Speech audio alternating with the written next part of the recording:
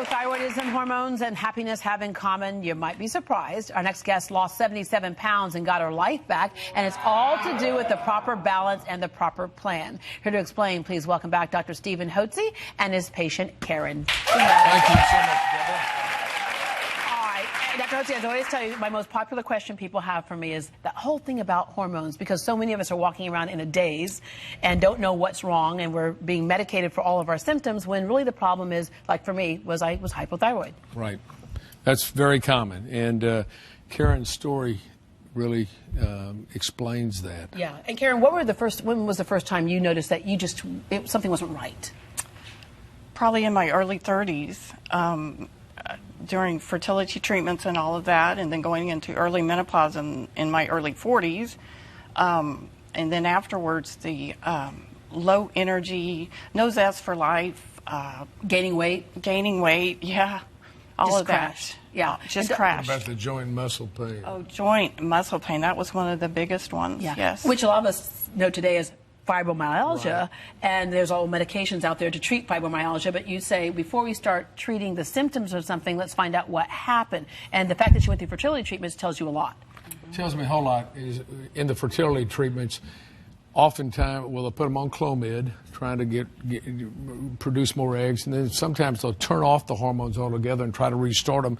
So they put them on a bunch of counterfeit hormones, and that's why about 25% of the women that go to fertility clinics get pregnant in fertility clinics. 75% don't. That's why I call them infertility clinics, because 75% don't. And routinely with women like this, the first thing they ought to do is take a look at their thyroid function, and that should be done by a physician that looks at the clinical presentation and history, which is what we did with... Oftentimes with women who had low thyroid, you fix that, and that's when they got pregnant. That's exactly right. It is commonly, before blood tests and all that, OB-GYNs, when a woman couldn't get pregnant, they would give her a clinical trial of thyroid. And it oftentimes made a big difference, and it has. That's your background as OB-GYN. All right, so when you went through that kind of crash point, you probably are searching for all kinds of ways to fix it. Right. How did you finally do it? I tried on my own, and it just wasn't working. And my husband had heard Dr. Hotze on talk radio and said, he's describing you. You need to go see him. And that's how it all started. I love it, because your husband is in the audience today, right over here. We'll get a shot in a second with your daughter, because, by the way, you finally did have that baby who's now kind of all grown up. Wave your hands over there. Yeah. So, and I'm sure they got a whole new person. A whole new mom, right? A whole new wife. It was interesting. When she came in 2009, she was on Wellbutrin. Her OB-GYN, she had gone to her and asked her about thyroid, and what did she tell you?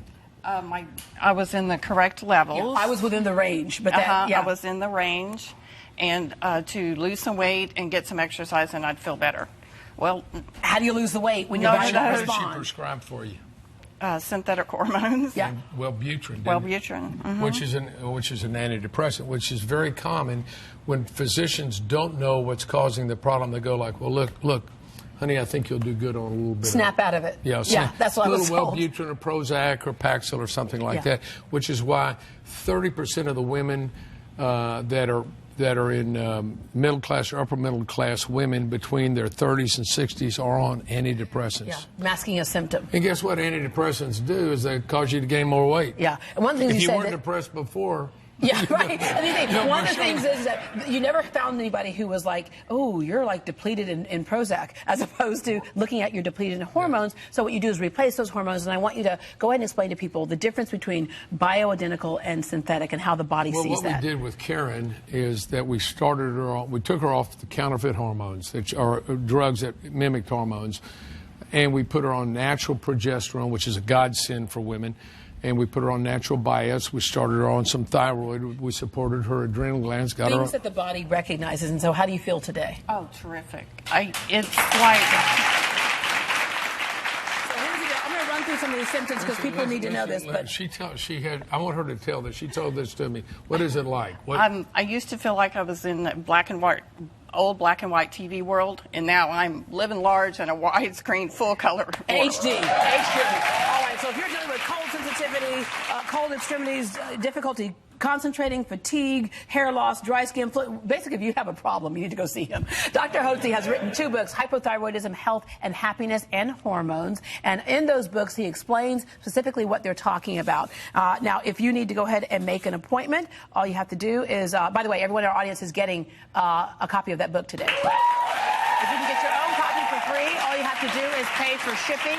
Visit HotzeHWC.com/GDH to place your order. And for more information on Hotze Health and Wellness Center, call 888-473-5531, 888-473-5531, or visit them on the web at HotzeHWC.com and get your life back. We'll be right back.